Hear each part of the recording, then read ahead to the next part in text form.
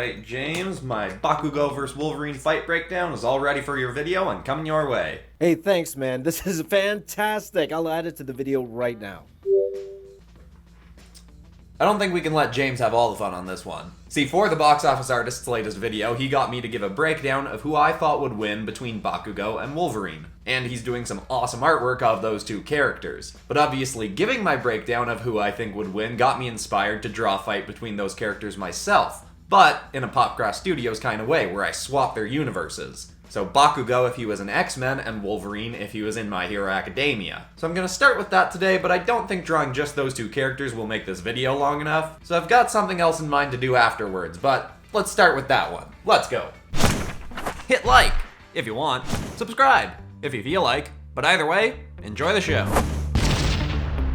Despite still appearing to be in his mid-30s nowadays, James Howlett was actually born in the early days of quirks. Back in a time when average citizens were scared and outraged by the emergence of people with abilities. James and his half-brother Victor were both born with variations on the same quirk, called animalism, a name that didn't do justice to just how incredible this quirk was.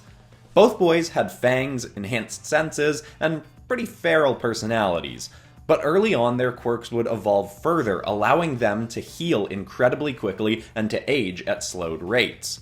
Beyond that, Victor would grow permanent claws from his hands and feet, while James would gain the ability to extend bone-like claws from his fists. A mob of anti-quirk terrorists would come to their home when they were young and try to kill the boys, and while their parents wouldn't make it, the boys managed to escape. They lived on the run together for the next few decades, and eventually, due to their anger at the world for being so quirk-phobic, they began working for a budding megalomaniac, All For One. Early on, he didn't seem so bad, just a man who wanted a better world for quirk users. But as time went on, James started to see that All For One was encouraging horrific violence towards anyone who didn't agree with his ideals for the world. And while James started to lose faith in All For One, Victor was still completely on board with his violent path. They had a falling out and James ended up abandoning his brother to go on the run on his own. But All For One didn't like the idea of a quirk user like James potentially becoming an enemy of his cause. Plus, the parallels between James and All For One's own brother made this a particular sore spot for the villain. So, as a way to further confirm Victor's allegiance, All For One sent Victor to capture James so he could remove his quirk. It took time for Victor to hunt down his brother, but when he did, Victor, aided by some others in All For One's camp, managed to capture James and take him in. James was livid and essentially disowned his brother there and then, but when All For One tried to take James's power, somehow his healing factor managed to regenerate them instantly after having them taken away.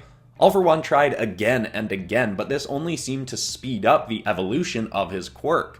James grew stronger and more feral, and the bone-like claws in his body warped and mutated to grow longer and longer, and shifted from bone to an impossibly strong metal. With his abilities having grown, James managed to cut down some of All For One's forces and escape. Now, while James would have been an incredible asset in the pending battle against All For One, he wanted no part in this war. He just wanted to be left alone.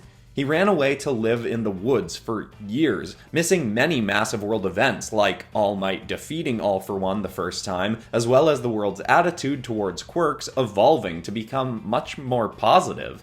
He slowly pieced all this information together on his few trips into the nearby towns to get supplies, and eventually on the news he heard a story about some villains, including his brother, attacking a school for quirk users called UA High School. This was a step too far, and James went to the school to offer his help in preventing a future attack from his brother.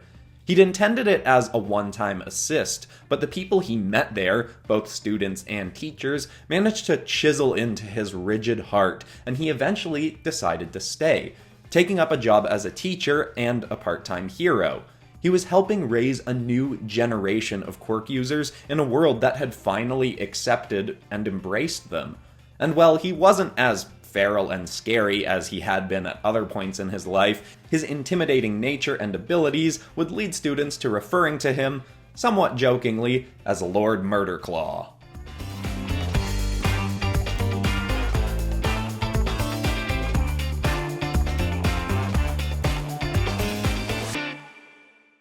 Katsuki Bakugo had always been a hot-tempered kid, but when he reached 13 years old and his mutation kicked in, to his neighborhood's horror he gained abilities as explosive as his anger.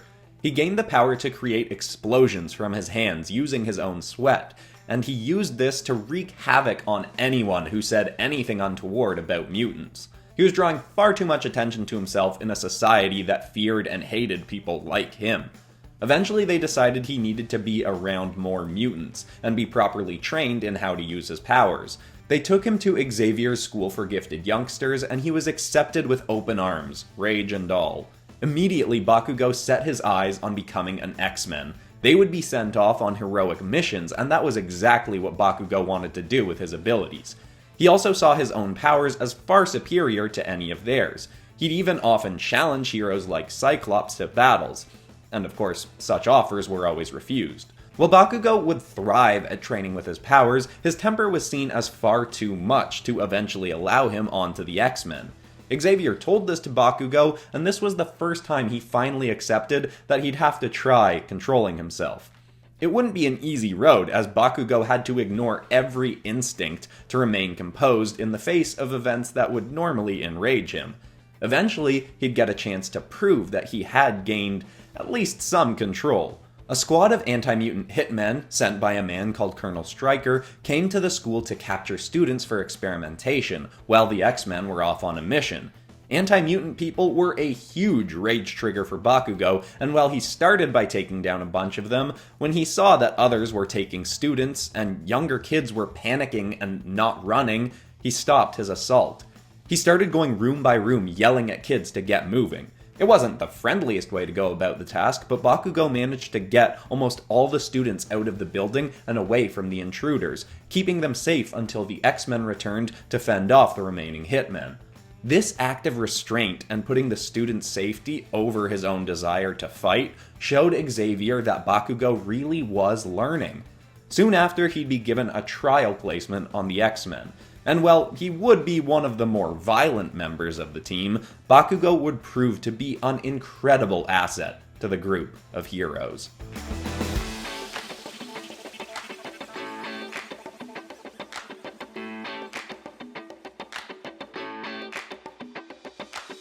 Now we gotta see what the drawing looks like with the two actually together and facing off.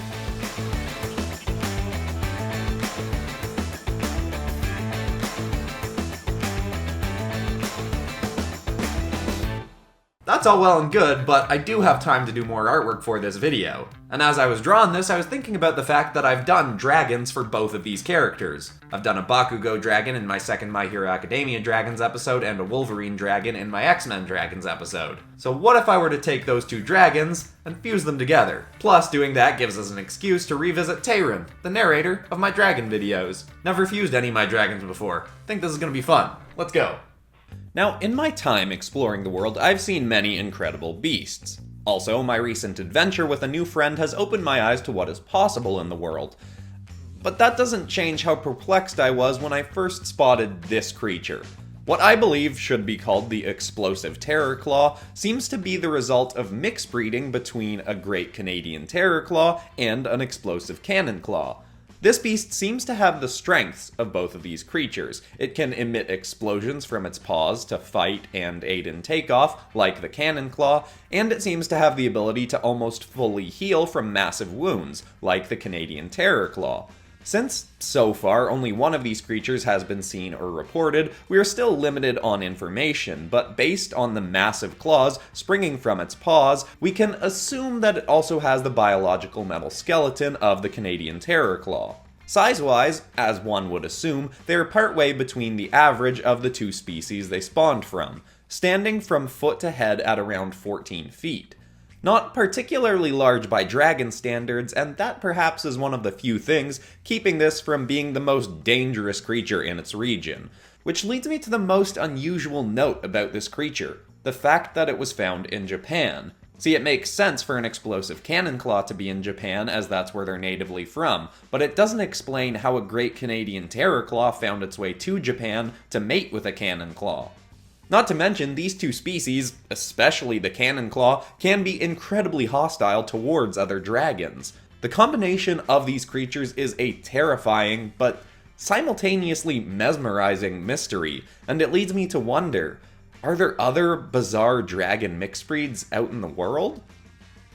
Now, I basically just threw that last line in there because I want to see if people like the idea of me doing more mixes of the dragons I've designed before, or mixes of other dragons that I didn't design. I've been getting lots of requests lately to do different things with my dragons, and I'm actually currently planning a video where I turn some of my dragons into armor, and I have a character in mind that can meet Tayrun, the narrator of my dragon videos, which, by the way, if you haven't seen The Beast Chronicler yet, the story about him and another of my characters that I won't spoil if you haven't seen it, you can check that out now. It's a really fun video. But anyway, it was so much fun designing this dragon because, first of all, Bakugo and Wolverine are awesome characters, but also the Bakugo Dragon is probably my favorite dragon I've ever drawn on the channel, so getting to work with those elements was so much fun. I could take all my favorite bits of that dragon and mix them in with the Wolverine dragon. I love how it all came together. There are a few little things that I had a bit of a hard time with and that I don't absolutely love. I think the head feels a little bit disconnected from the rest of the body, and that back arm I had a rough time trying to figure out the perspective and pose that I really wanted on it. But because it was the back arm, I could obscure it a little bit in shadow to hide some of the flaws with it.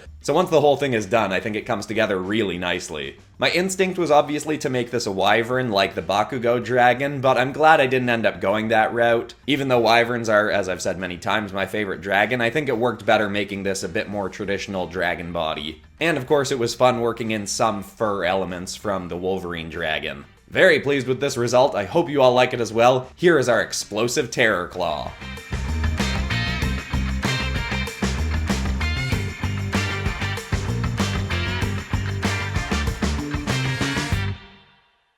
Alright, this guy's absolutely going up in my online store because this is probably in like my top 3 favorite dragon designs I've done. Really love how that turned out.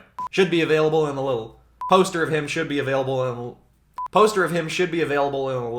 oh my gosh. Poster of him should be available in the little bar under this video by the time you're watching it. If not, I'll put a link in the pinned comment. I had so much fun with this video, and of course I wouldn't have done it if it wasn't for James Raiz, the box office artist. If you haven't watched his video yet, make sure to go check it out. He's doing some really cool artwork with Bakugo and Wolverine, and of course in that video I give a breakdown of who I think would win in a fight between the two. You can go see if you agree or disagree with me. And if you're new here, make sure to check out some of my other My Hero Academia videos, or X-Men videos, or Dragon videos. Got a whole bunch of all that stuff.